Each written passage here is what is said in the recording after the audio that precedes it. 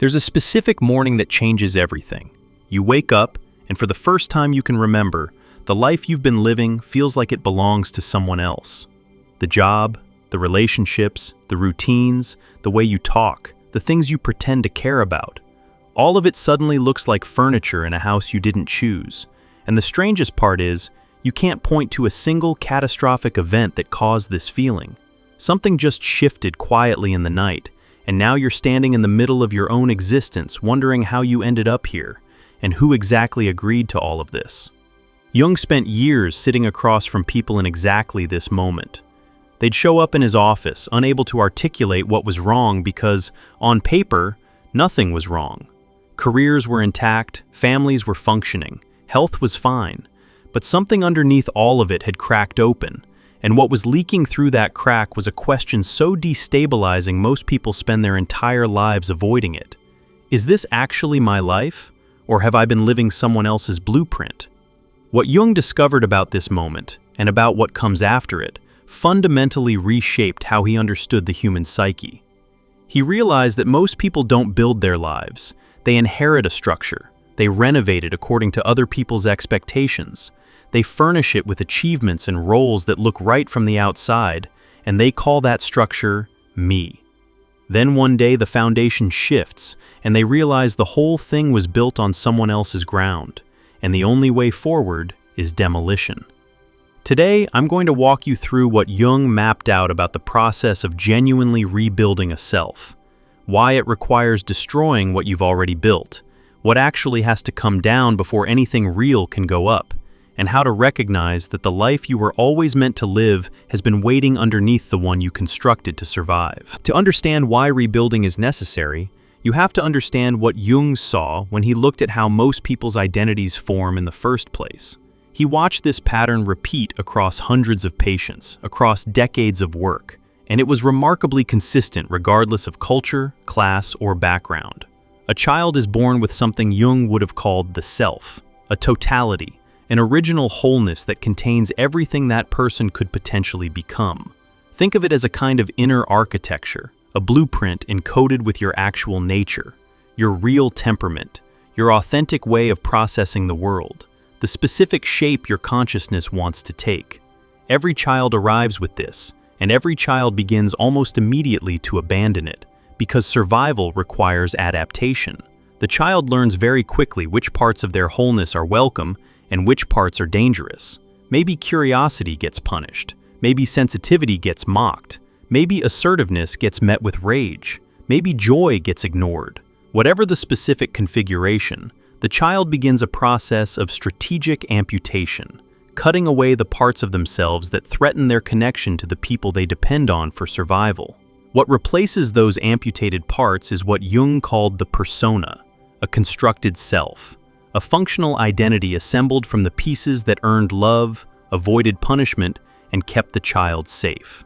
The persona isn't evil or pathological, it's a survival mechanism, and it works brilliantly for what it's designed to do. The problem is that most people never realize they're wearing it. They grow up believing the persona is who they actually are. So by the time you're an adult, you've been living inside this constructed identity for so long that you've forgotten there was ever anything else.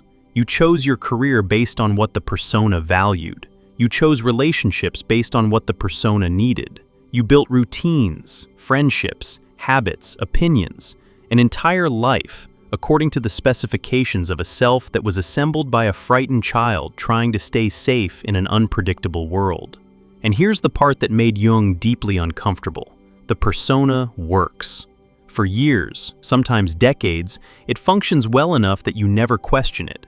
You achieve things. You maintain relationships. You build what looks like a meaningful life. The persona is competent at performing existence.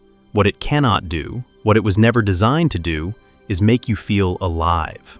That morning when you wake up and everything feels like it belongs to someone else, that's the moment the self underneath the persona finally gets loud enough to be heard. Jung would have called this the beginning of individuation, the process of becoming who you actually are rather than who you were trained to be. And he was clear that this process, while ultimately the most important work a human can do, begins with something that feels a lot like falling apart. because you can't rebuild on a compromised foundation. You can't construct an authentic life on top of a false self. The persona has to come down first. And the persona doesn't come down quietly. The demolition phase is where most people get stuck, because it looks and feels like destruction and nothing else. You start losing interest in things that used to drive you. Relationships that seem solid begin to feel hollow. Achievements that once gave you identity start feeling meaningless. You look at the structure of your life, the one you spent years building, and something in you wants to tear it all down, and you can't explain why.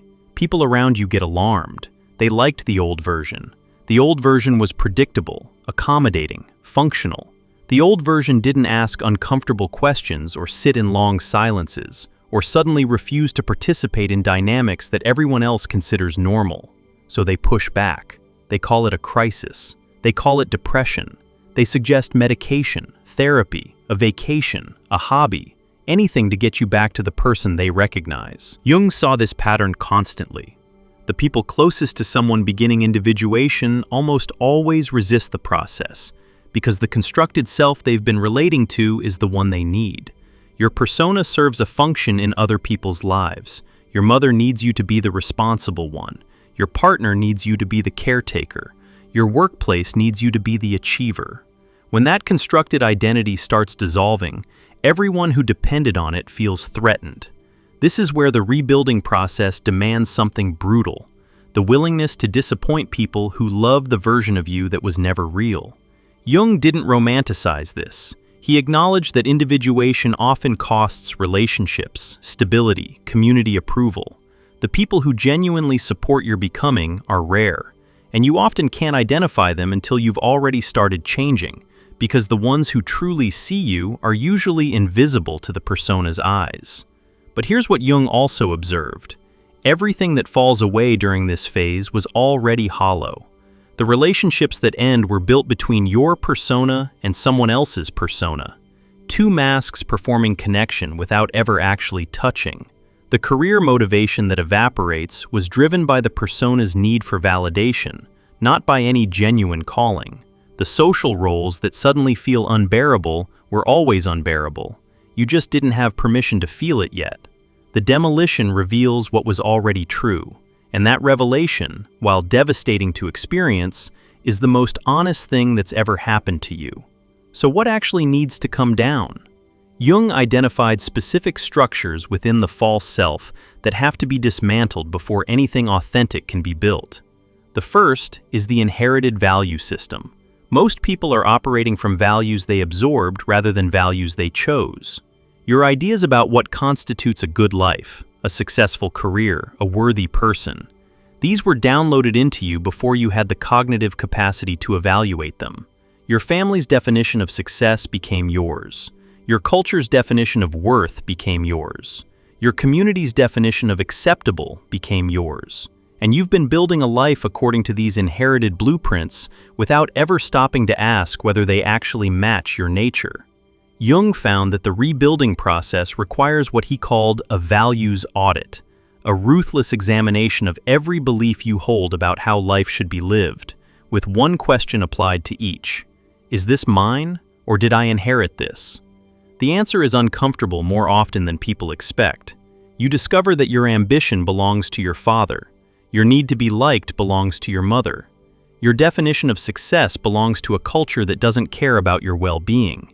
And the values that are genuinely yours, the ones that light something up in your chest when you touch them, have been buried so deep that finding them feels like archaeology. The second structure that has to come down is the identity built on being needed. Jung noticed this one appeared in nearly every patient going through individuation, especially those with empathic or caretaking tendencies. Somewhere in childhood, they learned that their worth was contingent on their usefulness to others. Being needed became their primary identity. They built lives around it, careers in helping professions, relationships with people who required rescuing, social roles centered on being the reliable one, the strong one, the one who holds everything together. This identity feels noble, it looks selfless, other people reward it constantly. But Jung recognized it as one of the most sophisticated forms of self-abandonment, because the person who builds their identity on being needed can never rest, can never be vulnerable, can never have needs of their own without feeling like they're betraying their fundamental purpose.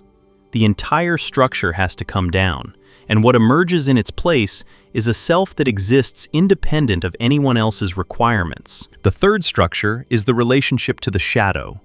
All those parts of yourself that got amputated in childhood. Your anger, if anger wasn't safe. Your ambition, if ambition was punished. Your sexuality, if desire was shamed. Your selfishness, which Jung would remind you isn't a character flaw but a necessary capacity for self-preservation, that gets demonized by systems that benefit from your compliance.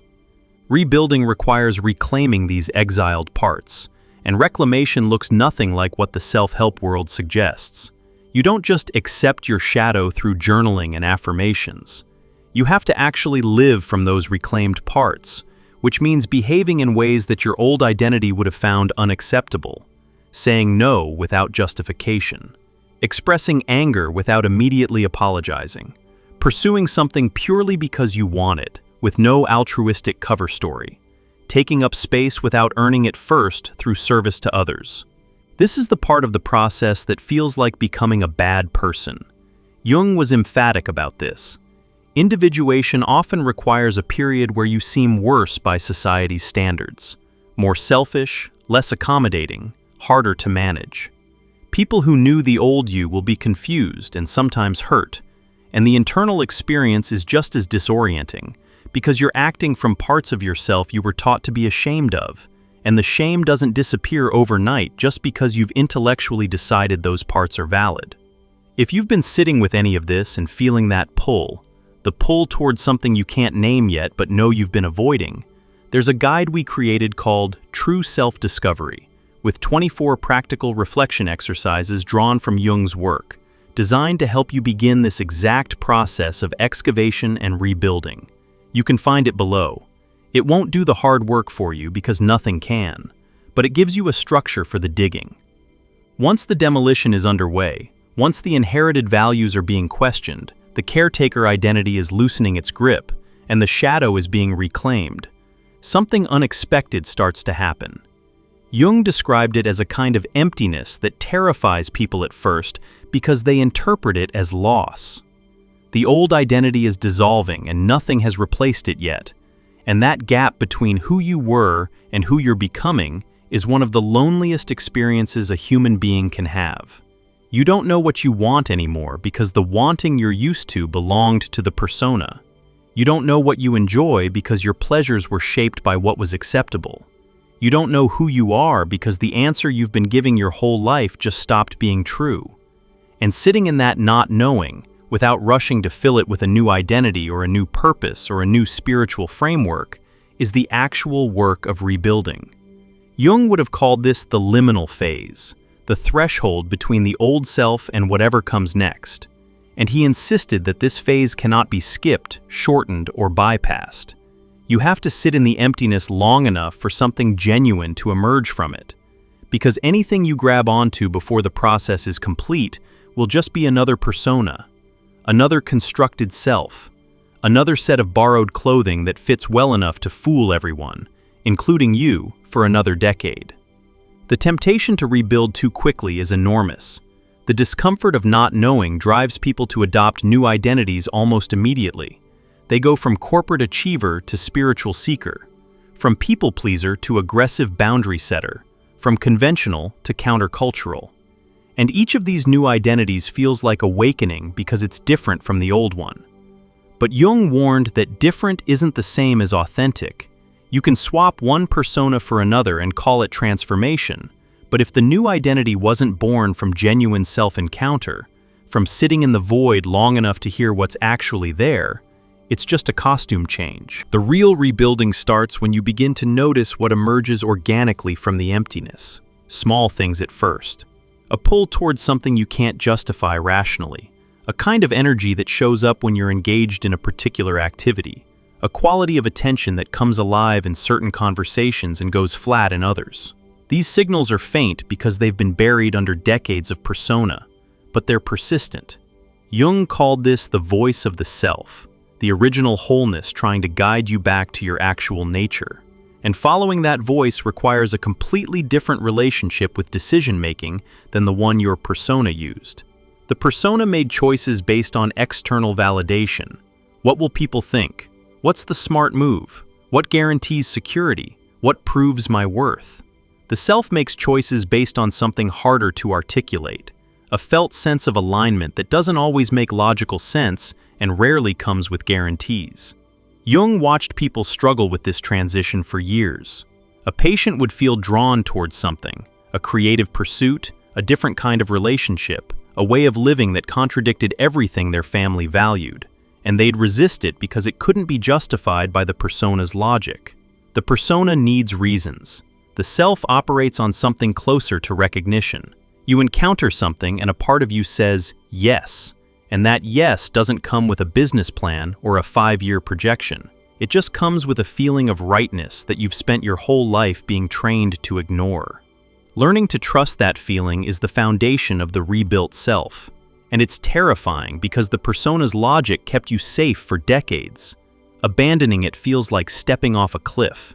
But Jung observed over and over that the people who found the courage to follow what emerged from the void, the ones who trusted the faint signals over the loud logic, were the ones who eventually arrived at lives that felt genuinely theirs for the first time.